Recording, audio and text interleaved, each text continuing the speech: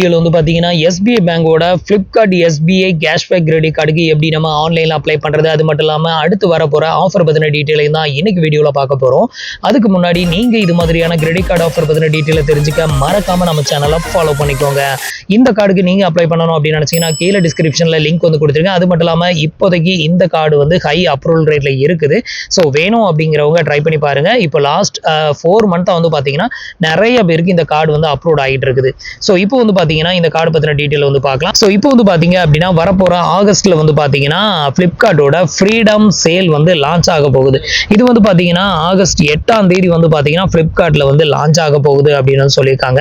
இந்த ஒரு ஃப்ரீடம் சேலில் வந்து பார்த்தீங்கன்னா நீங்கள் அதிகமான டிஸ்கவுண்ட்டில் ப்ராடக்ட் ஷாப்பிங் வந்து பண்ணணும் அப்படின்னு நினச்சிங்கன்னா மேக்ஸிமம் உங்களால் ஃப்ளிப்கார்ட்டில் நீங்கள் பிளாக் கஸ்டமராக இருந்தீங்க அப்படின்னா அப் டு 15% வரைக்கும் உங்களால் இதில் டிஸ்கவுண்ட் வந்து வாங்க முடியும். நீங்கள் வித்தவுட் பிளாக் கஸ்டமராக இருந்தீங்க அப்படின்னா அப் டு 10% வரைக்கும் உங்களால் டிஸ்கவுண்ட் வந்து வாங்க முடியும். ஸோ இதுக்கு வந்து பார்த்தீங்க அப்படின்னா நீங்கள் பண்ண வேண்டியது இந்த கிரெடிட் கார்டுக்கு ட்ரை பண்ணி பாருங்கள். இன்கேஸ் உங்களுக்கு எலிஜிபிலிட்டி இருந்ததுன்னா ஈஸியாகவே அப்ரூவ் ஆகும். இதில் வந்து பார்த்தீங்கன்னா joining fee and renewal fee only 500 rupees மட்டும்தான். ஸோ ஒரு பேசிக் என்ட்ரி லெவல் கிரெடிட் கார்டு தான். அது மட்டும் இல்லாமல் அதிகமான பெனிஃபிட், அதிகமான கேஷ்பேக் கொடுக்கக்கூடிய ஒரு ஒன் ஆஃப் த கிரெடிட் கார்டும் கூட. ஸோ இதில் வந்து கொடுக்கக்கூடிய ஹைலைட்டான பெனிஃபிட் என்னலாம் அப்படின்னு கேட்டிங்கன்னா ஃபர்ஸ்ட் வந்து பார்த்தீங்கன்னா ஃப்ளிப்கார்ட்டில் நீங்கள் பர்ச்சேஸ் பண்ணக்கூடிய எல்லா பர்ச்சேஸ்க்குமே உங்களுக்கு 5% கேஷ்பேக் டெஃபினட்டாக கிடைக்கும் அப்படின்னு வந்து எதிர்பார்க்கலாம். அது ஆஃபர் இருந்தாலும் சரி இல்லாட்டியும் சரி. அடுத்தது வந்து பார்த்தீங்கன்னா மைத்ராவில் இந்த கிரெடிட் கார்டை யூஸ் பண்ணி நீங்கள் பில் பேமெண்ட் பண்ணுறீங்க, இல்லை ஏதாவது பர்ச்சேஸ் வந்து பண்ணுறீங்க அப்படின்னா அதில் அப் டு 7.5% வரைக்கும் ஆல் டைம் உங்களுக்கு கேஷ்பேக் அவைலபிளாக இருக்குது. அதுக்கு அடுத்தது வந்து பார்த்தீங்கன்னா கிளியர் ட்ரிப் மூலமாக நீங்கள் ஹோட்டல் இல்லை வந்து பஸ் டிக்கெட், ஃப்ளைட் டிக்கெட் இந்த மாதிரி புக் பண்ணும்போது அதில் உங்களுக்கு 12% வரைக்கும் உங்களுக்கு அதில் டிஸ்கவுண்ட் வந்து கொடுக்குறாங்க. நெக்ஸ்ட் வந்து பார்த்தீங்கன்னா Flipkart gift voucher. So welcome பெனிஃபிட்டா நீங்கள் வந்து இன்கேஸ் இந்த கிரெடிட் கார்டுக்கு அப்ளை பண்ணி உங்களுக்கு இந்த கிரெடிட் கார்டு அப்ரூவல் ஆயிருச்சு அப்படின்னா உங்களுக்கு வந்து வெல்கம் பெனிஃபிட்டா 250 ரூபாய்க்கு ஒர்த்தான கிஃப்ட் கார்டு வந்து கொடுக்குறாங்க ஃப்ளிப்கார்ட்டில். இதை வந்து நீங்கள் ஃப்ளிப்கார்ட்டில் அப்ளிகேஷனில் போட்டோ இல்லை வெப்சைட்டில் போட்டோ ரீடீம் பண்ணி அதுக்கு என்ன ப்ராடக்ட் உங்களால் வாங்க முடியுமோ நீங்கள் வந்து வாங்கிக்கலாம். இல்லை நீங்கள் வேறு ஏதாவது ஒரு பொருளை வாங்குறீங்க, இதில் கிஃப்ட் கார்டோட பேலன்ஸ் இருக்குன்னா அதையும் சேர்த்து டிக் பண்ணி விட்டீங்கன்னா அந்த அமௌண்ட் இதில் வந்து டெபிட் வந்து பண்ணிக்குவாங்க. ஸோ அதுக்கும் இது வந்து யூஸ் ஆகும். நெக்ஸ்ட் வந்து பார்த்தீங்கன்னா இது மாதிரி ஸ்பெஷல் ஆஃபர்லாம் வந்து போடும்போது நீங்கள் வந்து இந்த ஃப்ளிப்கார்ட் கிரெடிட் கார்டை யூஸ் பண்ணி நீங்கள் ஃப்ளிப்கார்ட்டில் பர்ச்சேஸ் வந்து பண்ணும்போது உங்களுக்கு 10% வரைக்கும் டிஸ்கவுண்ட் வந்து கிடைக்கும். அதே இது நீங்கள் ஃப்ளிப்கார்ட்டில் வந்து பிளாக் கஸ்டமராக இருந்தீங்க அப்படின்னா உங்களுக்கு இந்த 10% அப்படிங்கிறது அப் டு 15% வரைக்கும் உங்களுக்கு கிடைக்கும். ஸோ நான் வந்து பிளாக் கஸ்டமர் வந்து எடுத்திருக்கேன். ஸோ எனக்கு வந்து இந்த கிரெடிட் கார்டு இருந்ததுன்னா நான் இப்போ பர்ச்சேஸ் பண்ணால் எனக்கு வந்து அப் டு 15% வரைக்கும் டிஸ்கவுண்ட் வந்து கிடைக்கும். ஸோ இது வந்து பார்த்தீங்கன்னா வரப்போகிற ஆகஸ்ட் 8ஆம் தேதி ஃப்ரீடம் சேல் வந்து லான்ச் ஆக போகுது. ஸோ உங்களுக்கு வந்து அதிகமான டிஸ்கவுண்ட்டில் ப்ராடக்ட் ஷாப்பிங் வந்து பண்ணணும் அப்படின்னு நினச்சிங்கன்னா ஸோ மறக்காமல் இந்த கார்டுக்கு அப்ளை பண்ணிக்கோங்க. இப்போ வந்து பார்த்தீங்கன்னா எப்படி இந்த கார்டுக்கு அப்ளை பண்ணுறது அப்படிங்கிறத ஷார்ட்டாக இந்த வீடியோவில் பார்த்துடலாம். ஸோ ஃபர்ஸ்ட் வந்து பார்த்தீங்கன்னா கீழே கொடுத்துருக்க லிங்க் வந்து கிளிக் பண்ணிங்க. கிளிக் பண்ணதுமே உங்களுக்கு இன்டர்ஃபேஸ் வந்து இப்படி தான் ஓப்பன் ஆகும். ஸோ இதில் வந்து பார்த்தீங்க அப்படின்னா நம்ம எந்த கிரெடிட் கார்டுக்கு அப்ளை பண்ணுறோமோ அதோட இமேஜ் இங்கே வந்து காமிக்கும். இப்போ வந்து பர்சனல் டீட்டெயில் அப்படின்ற இந்த ஒரு ஏரோ மார்க்கை கிளிக் பண்ணிக்கோங்க. இப்போ வந்து பார்த்தீங்கன்னா உங்களோட ஃபர்ஸ்ட் நேம் லாஸ்ட் நேமில் இனிஷியல் என்ட்ரு பண்ணிக்கோங்க. உங்களோட மொபைல் நம்பர் இது ஆதாரில் லிங்க் பண்ணியிருக்க மொபைல் நம்பர் என்ட்ரு பண்ணிக்கோங்க. இந்த டிக் பாக்ஸை டிக் பண்ணி விட்டுட்டு கண்டினியூ வந்து கொடுத்துக்கோங்க. இப்போ வந்து பார்த்தீங்கன்னா உங்களோட ரெஜிஸ்டர் மொபைல் நம்பருக்கு ஒரு 1 டைம் பாஸ்வேர்ட் சென்ட் பண்ணுவாங்க. அதை என்ட்ரு பண்ணி கன்ஃபார்ம் ஓடிபி வந்து கொடுத்துக்கோங்க. இப்போ ஓடிபி என்ட்ரு பண்ணி கன்ஃபார்ம் கொடுக்குறேன். அடுத்தது வந்து பார்த்தீங்கன்னா உங்களோட கரண்ட் ரெசிடென்ட் சிட்டி வந்து கேட்டிருப்பாங்க. இந்த இடத்துல நீங்கள் எந்த டிஸ்ட்ரிக்டில் இருக்கிறீங்களோ அந்த டிஸ்ட்ரிக்டோட நேம் என்ட்ரு பண்ணிக்கோங்க. எக்ஸாம்பிளுக்கு உங்கள் ஆதார் கார்டில் எந்த அட்ரஸ் இருக்கோ அந்த டிஸ்ட்ரிக்டை தான் என்ட்ரு பண்ணணும். ஏன்னா அதுதான் வந்து ஆட்டோமேட்டிக்காக ஃபெச் பண்ணி இங்கே வந்து காமிக்கும் கேஒய்சியில். ஸோ அதனால் வந்து பார்த்தீங்கன்னா நான் என்னோட ஆதார் கார்டில் இருக்கக்கூடிய சிட்டியை தான் நான் இங்கே என்ட்ரு பண்ணிக்கிறத தவிர நான் இப்போ இருக்கக்கூடிய சிட்டியை என்ட்ரு பண்ணலை. ஸோ இந்த இடத்துல வந்து பார்த்தீங்கன்னா நான் காஞ்சிபுரம் அப்படிங்கிறத என்ட்ரு பண்ணிவிட்டு கன்ஃபார்ம் சிட்டி வந்து கொடுக்குறேன். அடுத்தது வந்து பார்த்தீங்கன்னா உங்களோட பேன் கார்டு நம்பரையும் பேன் கார்டில் இருக்கிற மாதிரி உங்களோட டேட் ஆஃப் பர்த்தையும் என்ட்ரு பண்ண சொல்லுவாங்க. இந்த ரெண்டையும் என்ட்ரு பண்ணி கன்ஃபார்ம் வந்து கொடுத்துக்கோங்க. இப்போ எனக்கான டீட்டெயில்ஸ் எல்லாத்தையுமே ஃபில் பண்ணிட்டு இப்போ வந்து கன்ஃபார்ம் வந்து கொடுக்குறேன்.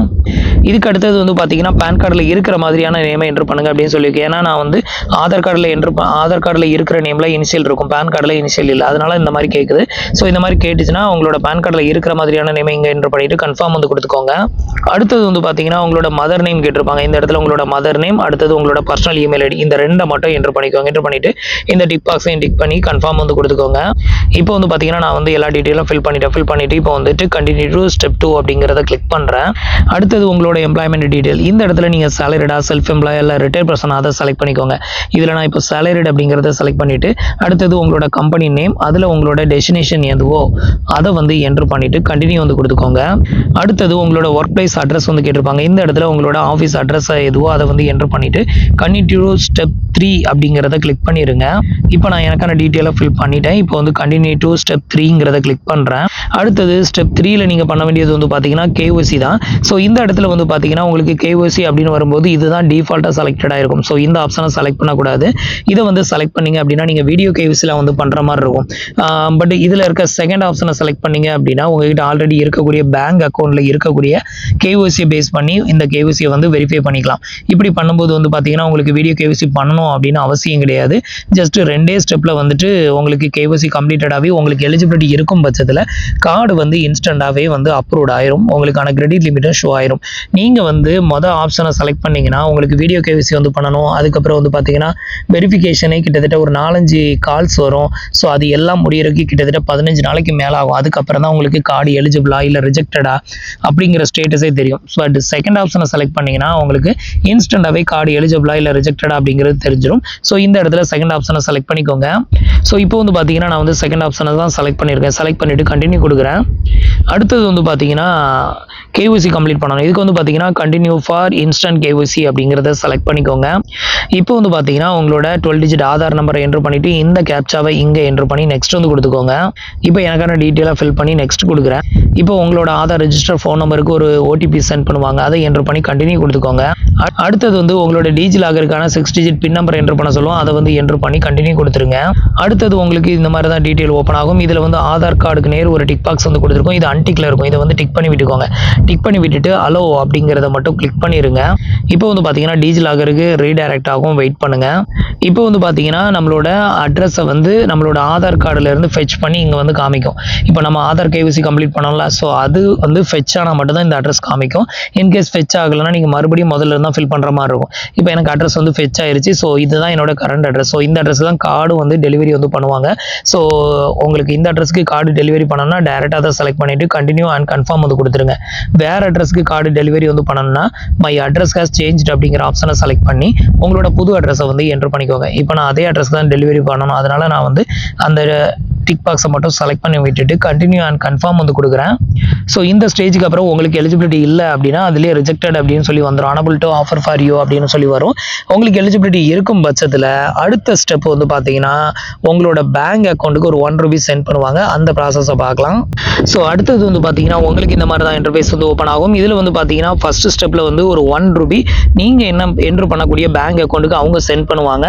அது ரிசீவ் ஆனதுமே அடுத்த செகண்ட் ஸ்டெப்பில் வந்து பார்த்தீங்கன்னா அதே பேங்க்லேருந்து அந்த ₹1 அவங்களுக்கு நீங்கள் திருப்பி சென்ட் பண்ணுற மாதிரி இருக்கும். இதை வந்து பண்ணிட்டீங்க அப்படின்னா உங்களுக்கான KYC ஆல்ரெடி நீங்கள் எந்த பேங்க்ல இருந்து பணத்தை சென்ட் பண்ணீங்களோ அந்த பேங்க்ல நீங்கள் ஃபுல் KYC வந்து பண்ணி வச்சிருப்பீங்க. அந்த KYC இந்த கிரெடிட் கார்டுக்கான KYC எடுத்துக்குவாங்க. இப்போ அதை வந்து பார்க்கலாம். இப்போ வந்து பார்த்தீங்கன்னா நம்ம வந்து KYC வந்து ஸ்டார்ட் பண்ணலாம். ஃபர்ஸ்ட் ஸ்டெப் வந்து பார்த்தீங்கன்னா நீங்கள் வந்து இந்த மாதிரியான ஒரு இன்டர்ஃபேஸ்க்கு வருவீங்க. இதில் வந்து பார்த்தீங்கன்னா ஸ்டார்ட் வித் பார்ட் 1 அப்படிங்கிறத கிளிக் பண்ணிடுங்க.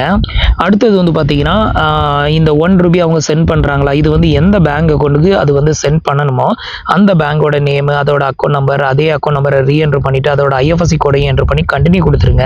இப்போ வந்து பார்த்தீங்கன்னா நான் வந்து என்னோட பேங்க் அக்கௌண்ட் டீட்டெயில் எல்லாமே கொடுத்துட்டேன். இதே மாதிரி கொடுத்துட்டு கண்டினியூ டு பார்ட் 2 அப்படிங்கிறத கிளிக் பண்ணிடுங்க. இப்போ வந்து பார்த்தீங்கன்னா ₹1 நமக்கு வந்து ரிசீவ் ஆயிருச்சு. இப்போ கண்டினியூ டு பே 1 அப்படிங்கிறத கிளிக் பண்ணுங்க.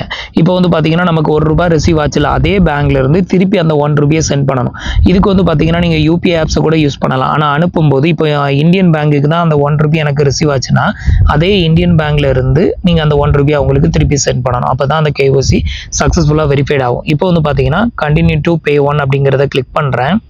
இப்போ வந்து பார்த்தீங்கன்னா நீங்கள் அந்த ₹1 எப்படி வந்து திருப்பி பே பண்ண போகிறீங்க, நெட் பேங்கிங்கை யூஸ் பண்ணியா இல்லை UPI யூஸ் பண்ணியா அப்படின்னு சொல்லி கேட்கும். இந்த இடத்துல நான் UPI வந்து செலக்ட் பண்ணிக்கிறேன். இப்போ வந்து பார்த்தீங்கன்னா உங்களோட UPI ஐடியை இங்கே என்ட்ரு பண்ணி மேக் பேமெண்ட் வந்து கொடுங்க. இப்போ மேக் பேமெண்ட் கொடுக்கும்போது உங்களோட பேங்க் அக்கௌண்ட்லேருந்து ₹1 சென்ட் பண்ண சொல்லும். ஸோ அப்போ வந்து பார்த்தீங்கன்னா நீங்கள் நிறைய பேங்க் அக்கௌண்ட் வச்சுருக்கீங்கன்னா எந்த அக்கௌண்ட்டுக்கு அந்த ₹1 ரிசீவ் ஆச்சோ அதே அக்கௌண்ட்டை செலக்ட் பண்ணி அந்த அக்கௌண்ட்லேருந்து அந்த ₹1 நீங்கள் அவங்களுக்கு திருப்பி பே பண்ணிடுங்க.